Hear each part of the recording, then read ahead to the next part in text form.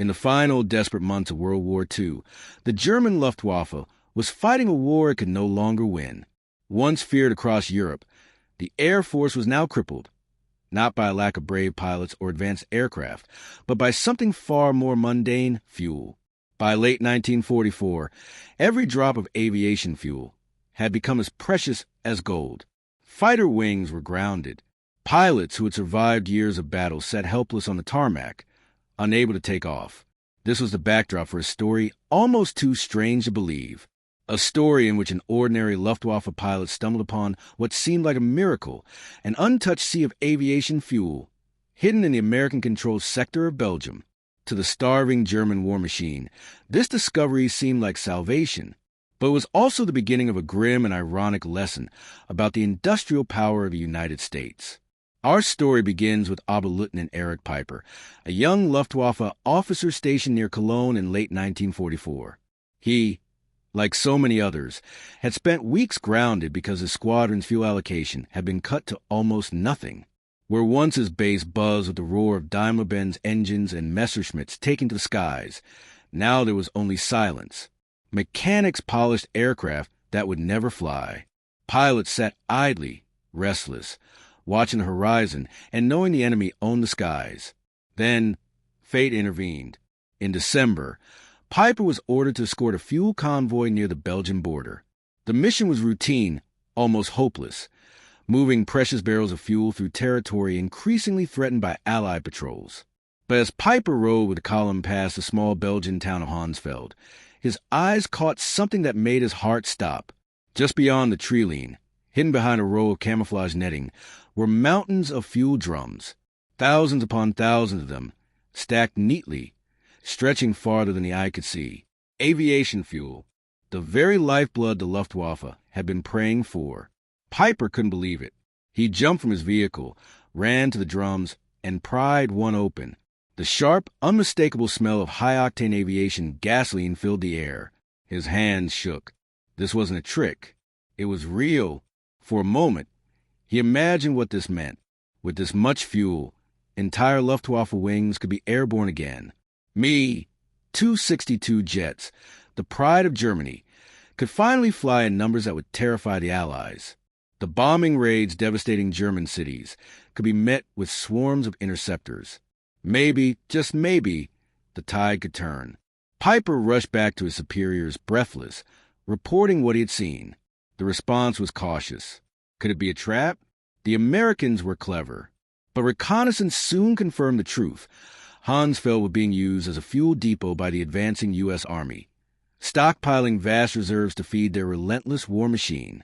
To the Germans, it seemed like a divine gift, a miracle dropped into their laps by chance. But as events would soon prove, this miracle carried with it a brutal reminder of just how hopeless Germany's situation had become. Because while Peiper saw salvation, what he had actually stumbled upon was evidence of America's staggering industrial might.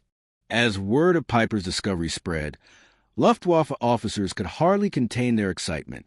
Orders came swiftly. Units would mobilize toward Honsfeld and secure the fuel depot at any cost. For many German pilots, it was the first glimmer of hope they had felt in months. They spoke in hushed voices, imagining roaring squadrons of Messerschmitts lifting off once again, the sky alive with the cross insignia. Mechanics, who had been scavenging for scraps of kerosene, suddenly pictured themselves refueling aircraft to the brim. Veterans who had already accepted defeat began whispering about one last chance, one last offensive to turn the tide. But the reality on the ground was far less romantic. When German troops pushed into Honsfeld during the opening days of the Ardennes offensive, known to history as the Battle of the Bulge, they did indeed capture the depot. Mountains of barrels stood before them, an intoxicating sight. Soldiers cheered, some even wept openly. For a moment, it felt as though destiny had handed them a weapon mighty enough to prolong the war. And yet, standing among the endless rows of fuel drums, a sobering truth quickly emerged. There was no way for the Germans to transport it. The Luftwaffe's logistical system had collapsed.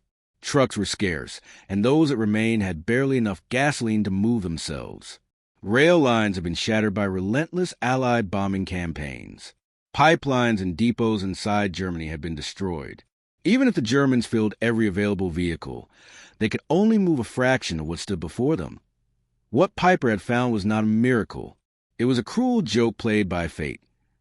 German officers tried desperately to coordinate. Some barrels were siphoned, poured into trucks, and rushed toward the front. But for every barrel they moved, 1,000 remained untouched. The depot was like an ocean of salvation that they could only drink with a thimble. Meanwhile, the Americans, though temporarily pushed back, were regrouping. Within days, they counterattacked. Honsfeld and its glittering sea of fuel were retaken. U.S. engineers and logistics officers simply rolled in with convoys, connected pipelines, and within hours were back to business, distributing fuel as if nothing had happened. For the Germans who had stood among those barrels, the experience left a bitter taste they would never forget. One Luftwaffe pilot later recalled standing on top of a fuel drum, looking out across the endless rows, and realizing something terrifying. Even if we could take all this, it would not matter. For them, this is just one depot. For us, it is everything. The truth was undeniable. What seemed like a miracle had instead exposed the staggering difference between the two sides. For the Americans, Honsfeld was just one of many such depots, an expendable stockpile among thousands. For the Germans, it represented the totality of their dreams, their last shred of hope, and in that contrast lay the crushing weight of reality. The United States had become the arsenal of democracy, producing fuel, tanks, planes, and weapons in quantities so vast that even entire German armies could not keep up. The Luftwaffe pilots, once the hunters of Europe, were now grounded not by courage or skill, but by the cold mathematics of industrial war. When Honsfeld was retaken by the Americans, the Luftwaffe's fragile dream of resurrection died with it. But for many German soldiers, the true shock came not on the battlefield, but later, when they found themselves as prisoners of war on American soil. For men who had grown up believing in Germany's engineering genius, who had trusted in the power of Messerschmitts, Focke-Wulfs, and V-2 rockets, arriving in the United States was like stepping into another world. One former German officer recalled his first transport through the American Midwest. As the train carried him past factory after factory, each one sprawling for miles, he felt his chest tighten. Parking lots filled with thousands of brand-new trucks. Rail yards stacked with endless supplies. Warehouses overflowing with crates of ammunition, uniforms, spare engines, and barrels of fuel. He turned to another captured officer beside him and whispered, almost in disbelief, if Hitler had seen this, he would never have started the war. The contrast was unbearable. In Germany, Luftwaffe pilots had begged for a single drum of gasoline to keep their aircraft operational. Mechanics had drained fuel from training planes just to keep one or two fighters airborne for emergency defense. Teenagers, barely out of school, were being sent to front with only a handful of flight hours because the Luftwaffe could no longer afford training fuel. Yet here, in America, fuel seemed infinite. Entire depots larger than German cities. Rivers of supply trains stretching beyond the horizon. To the German prisoners, it was not just shocking. It was humiliating. They realized that what Peiper had discovered at Honsfeld was not some hidden treasure. It was merely a pebble on the shore of a vast ocean. The Americans had oceans of oil, oceans of steel, oceans of factories, and oceans of men ready to fight. And deep down, many of those proud German aviators felt something they had never admitted before: despair. For years, Nazi propaganda had painted America as weak, decadent, incapable of true sacrifice. But here was the proof, undeniable and overwhelming. America's strength was not in boasting or posturing. It was in production, in an ability to replace what was lost 10 times over, to outproduce every opponent, to bury the Reich beneath mountains of steel and rivers of gasoline. One German pilot, reflecting years later, confessed, "At Honsfeld, we thought we had found salvation, but it was only when we saw America that we understood we never had a chance." The lesson was brutal, but it marked the final truth of the war.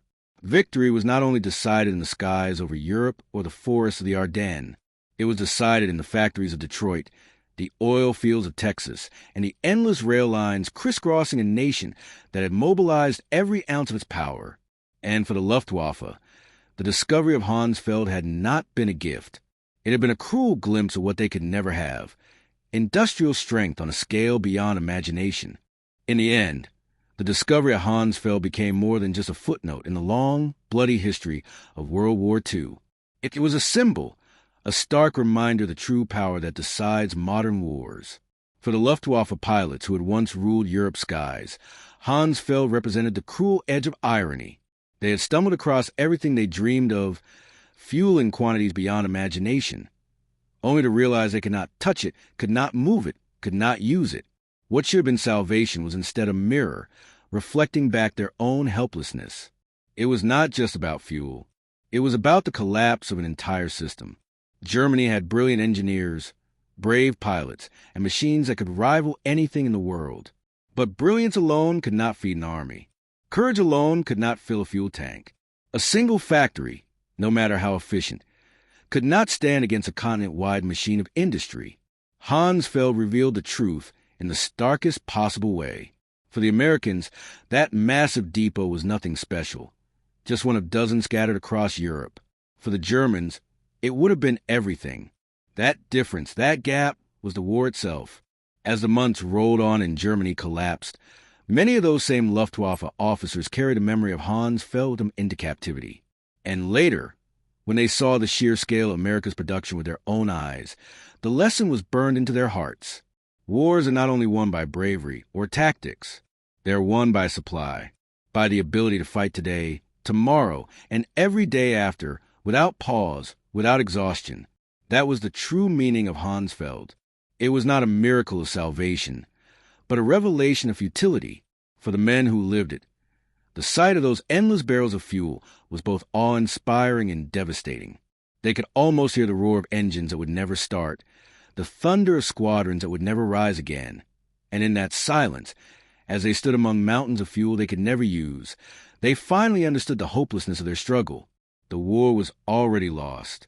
Honsfeld had only shown them why.